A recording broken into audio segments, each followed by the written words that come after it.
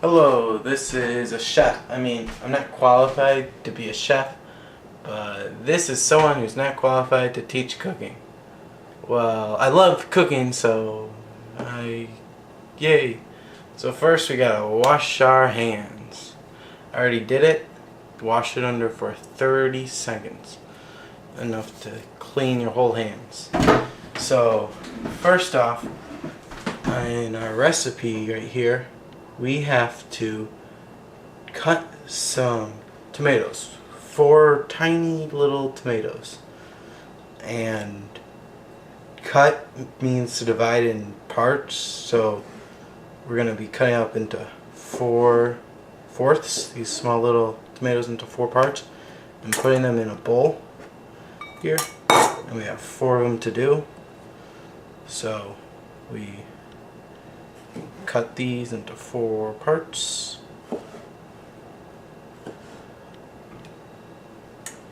Be sure not to cut yourself when you do this, because that would be very painful and very bad, because now the tomatoes are contaminated and such. And yeah, this recipe we're making seems pretty cool. So next, what we've got to do is chop a half onion, but first I'm going to go wash the board and the knife, just to be clean. I'm back and it's clean. Now I gotta chop up this onion, and first I'm going to get rid of the stem part, and now I'm going to get rid of the outer shell of this.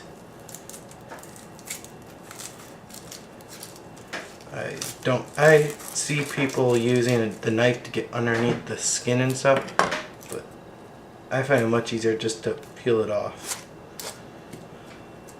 It gets the job done much faster and easier. So I need to chop half an onion. So I'm going to cut it in half like this.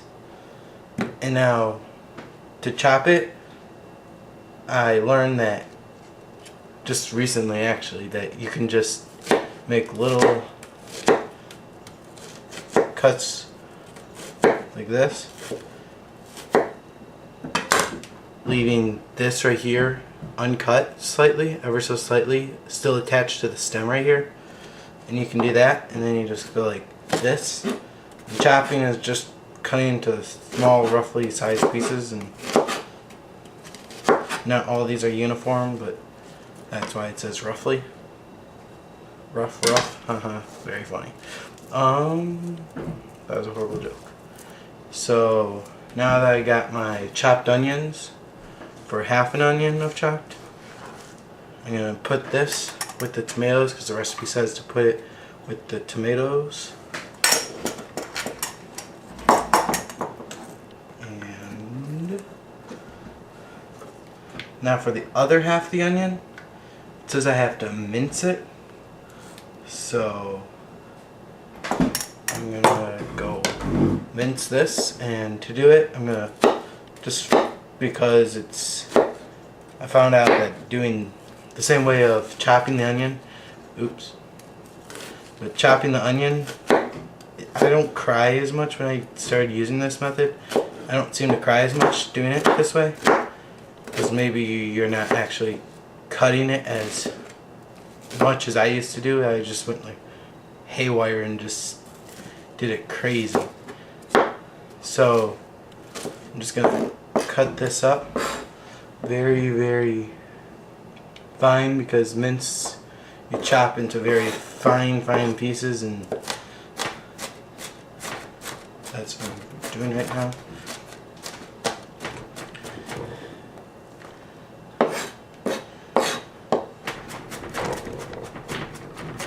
Just rock the knife back and forth, and you'll cut it to very, very small pieces if you do it just right. And I think this is good.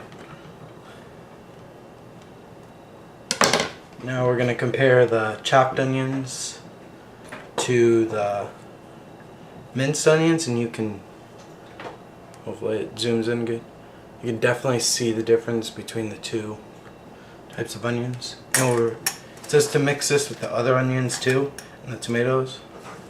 So that's what we'll be doing. And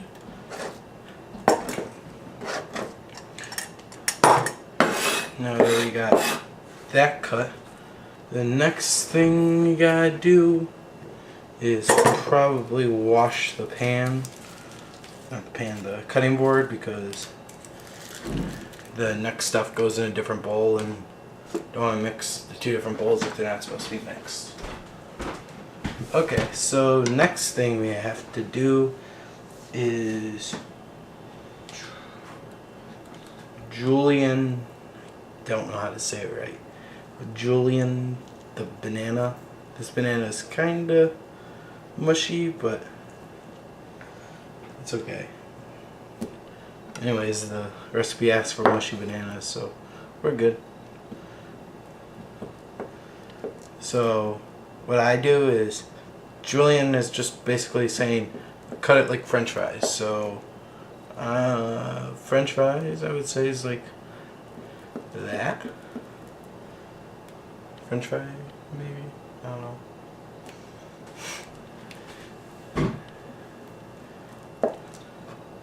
Like I said, I'm not really qualified to be teaching, but you know,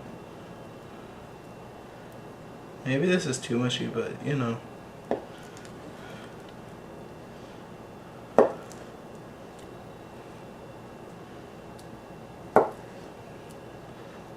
So probably this is probably a good thinness of it. This may be too thick because, yeah, I don't know.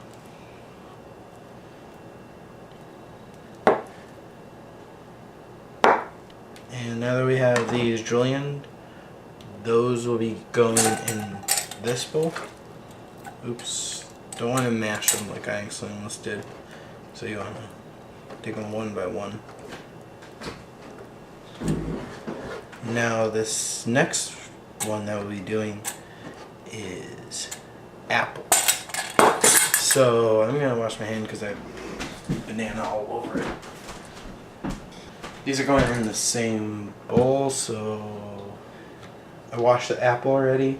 Now we gotta peel the apple, and peeling the apple is basically taking the skin off of fruit or whatever. This peeler doesn't seem to be cooperating very well. So yeah, we'll see how this goes. Seems to be working better this way, so I'll change my grip to do this. I don't even know how old this peeler is, but found in the cabinet and just like found one. Don't have any more, but found one. Oops.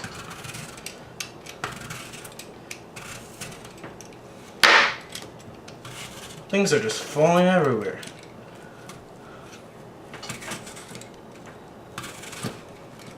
Okay. Now, you'll probably be asking yourself, I don't see one of those cores that I use every time I core apples. Well, I'm going to be teaching you how to not use the core apple thing. Because you know when you use the core apple thing, you know the one that I use for coring in it. Don't core an orange. Actually, I'll go get it. So this thing, I don't really like it because when you do it, you're taking out some of the actual fruit and leaving most of the core in. So using this is kind of making you do more work than you need to do, really. So if you haven't watched my don't core an orange video, you should watch it because I use this and it's pretty weird.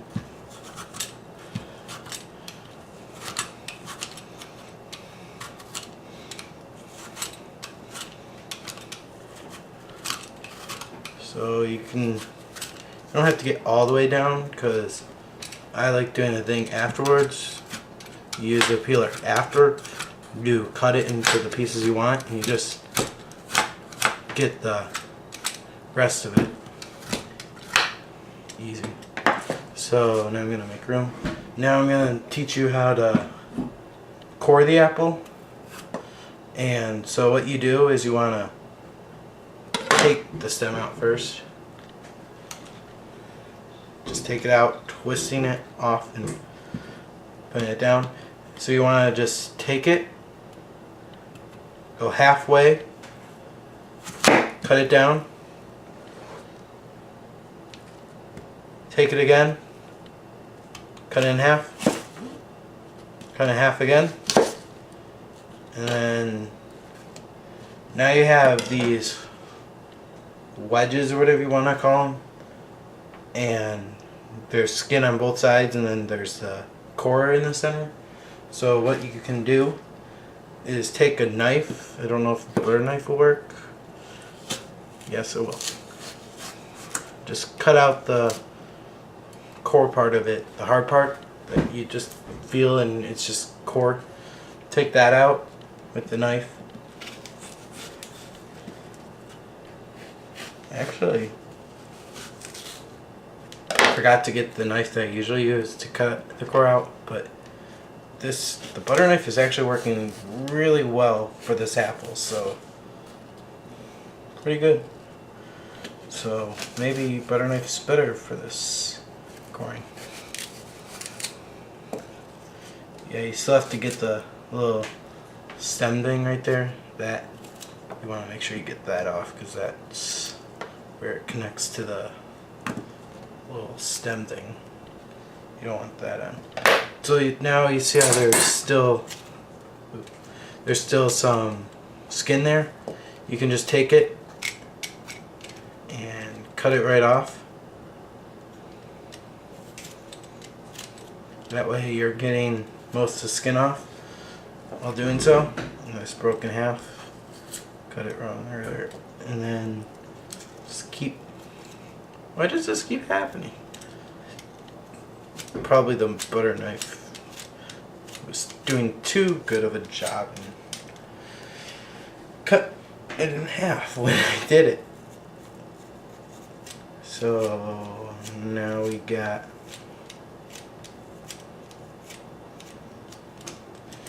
most of the skin off on these.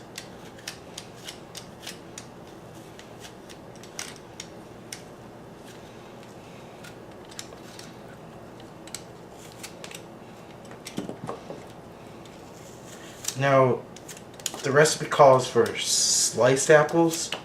So to slice the apples, I'm going to take my knife here, and you want to put this in the center. You want to get it, and you want to cut it. I don't know if the camera will be able to get it, but you want to cut it right there at the edge, so you get these little small thin slices, because slicing is like cutting it into thin, kind of flat looking pieces, and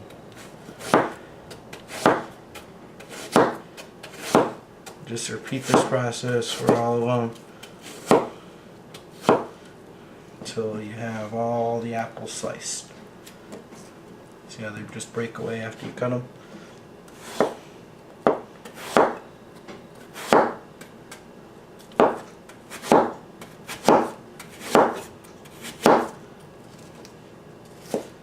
Oops. You just want to keep slicing these apples.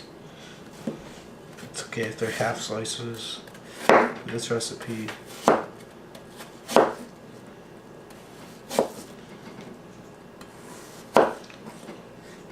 So, kind of get the idea of slicing. Now, this will be mixed with the, put in the same bowl as the bananas.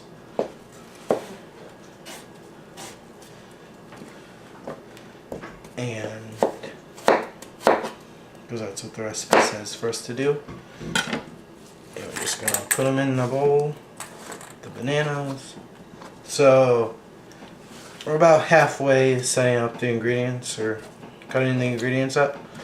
And so far in our bowl we have thin slices of apples and julienned bananas, and we have chopped onions and minced onions and cut tomatoes in this bowl. And now we're gonna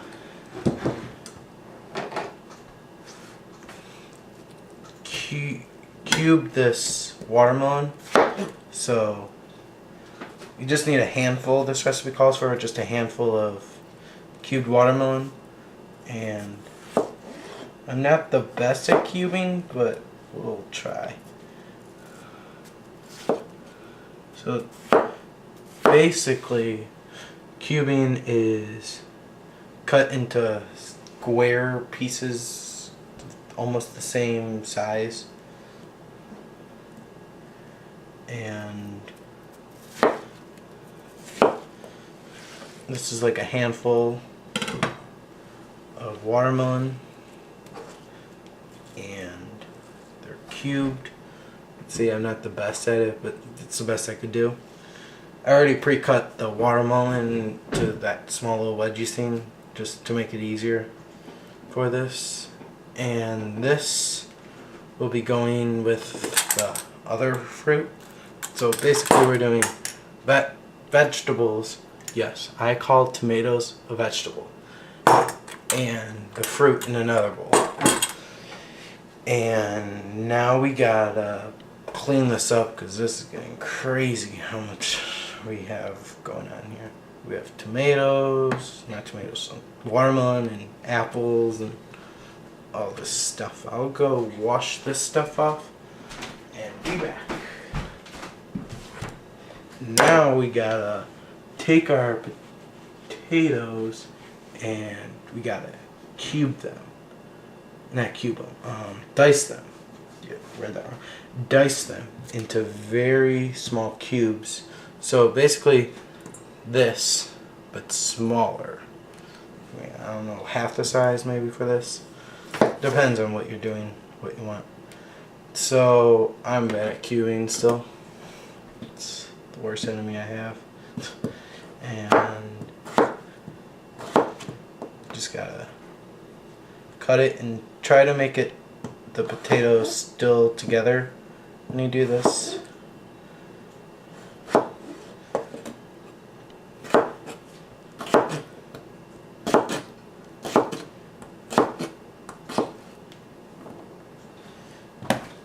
So now I got kind of cubes-ish.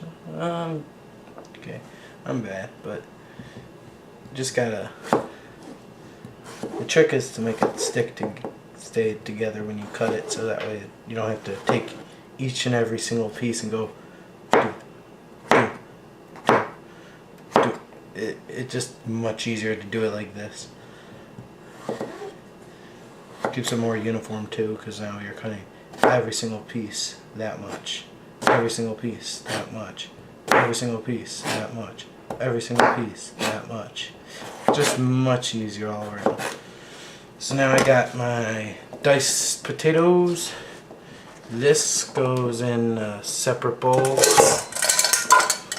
Even though potato is a vegetable, it's pretty close to not be a vegetable. Okay, it is a vegetable. I'm just going on a rant of it doesn't. The recipe calls for it to be in a separate bowl.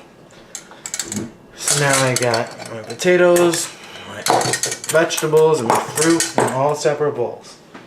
Now I gotta get my big bowl to do this. I gotta get a 1/3 cup of flour and put it in here. And I gotta get. I don't have a pastry blender, or else this would be easier to do, but I'm taking a 1/3 cup of flour, mixing it, not mixing, but I'll be cutting the butter into here. But I don't have a pastry blender, so I'll be using 2 butter knives to do this.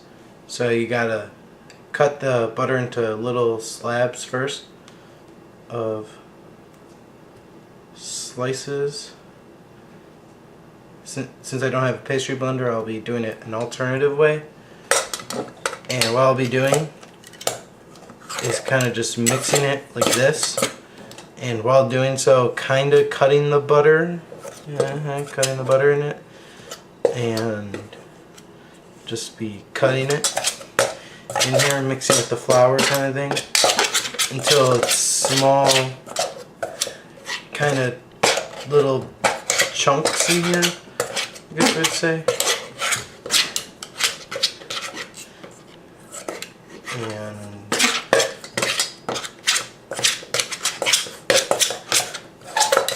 don't know if the camera's getting this, but kind of like doing this type thing, kind of cutting the butter as I'm going through it and mixing it with the flour, and it'll kind of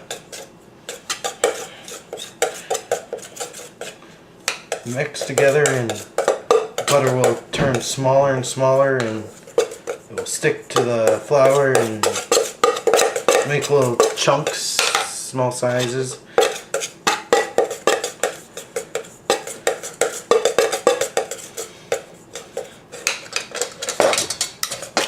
This will thus give us flour and butter in one bowl, fruit in another, vegetables in another, and potatoes in another bowl.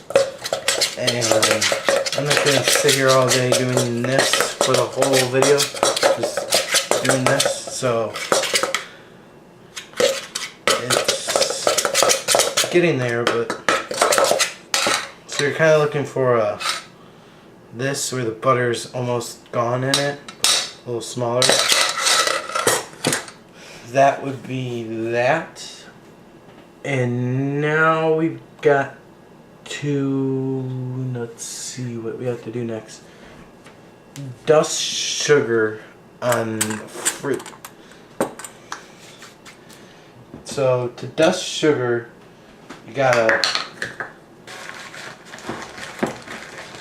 get brown sugar or whatever you're trying to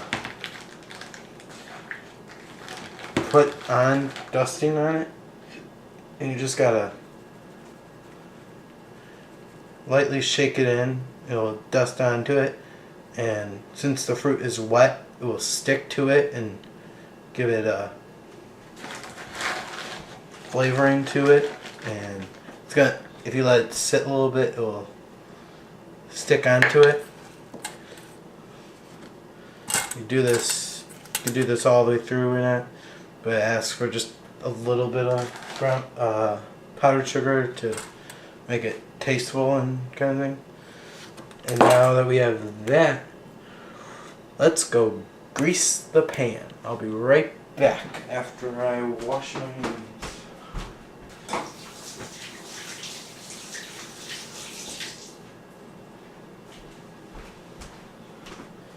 So to grease the pan, let's go over to the kitchen.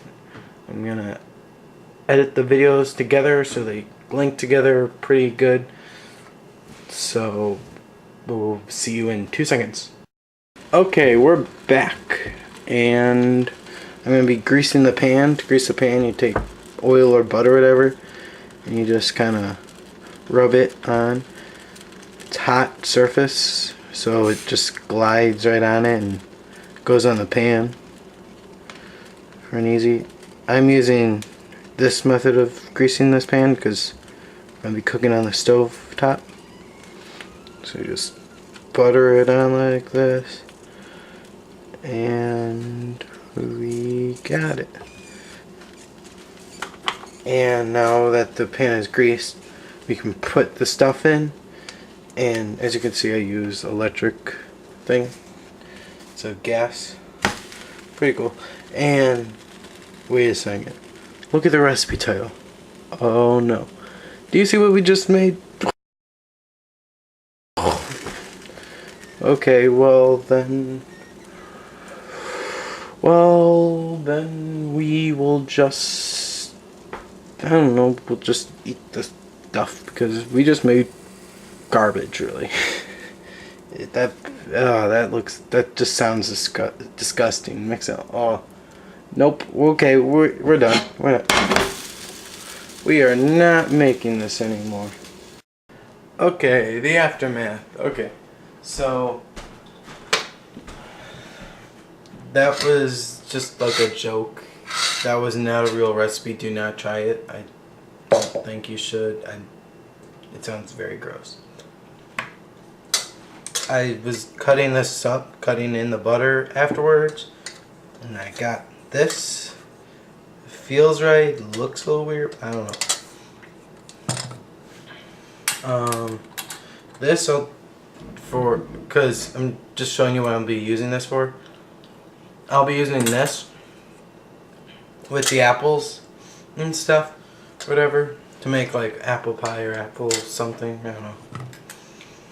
And this fruit, I'll just be eating it because they're good.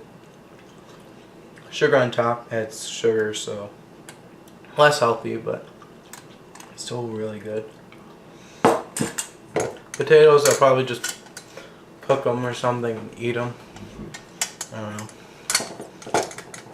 This I might make salsa with, the onions, stiff onions, or eat it because I like onions. And that's pretty much the aftermath. One thing else, I forgot to cut the cheese. That was a horrible joke, but yeah. This is not going to waste, so don't just comment below saying, "Oh, you wasted food!" No, I did not waste food. Actually, I'm going to try something. This is for you guys. I'm going to take a little of everything and just put it in my hand.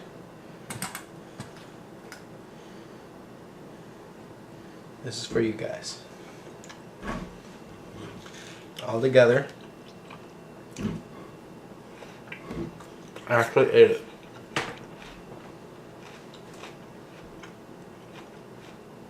The onion does not go well with this. Yeah. I don't suggest it. I'm not suggesting this. Not suggesting. So that's pretty much it. And I hope you liked this video. Like it if you liked it. Subscribe if you liked it really much. And bye.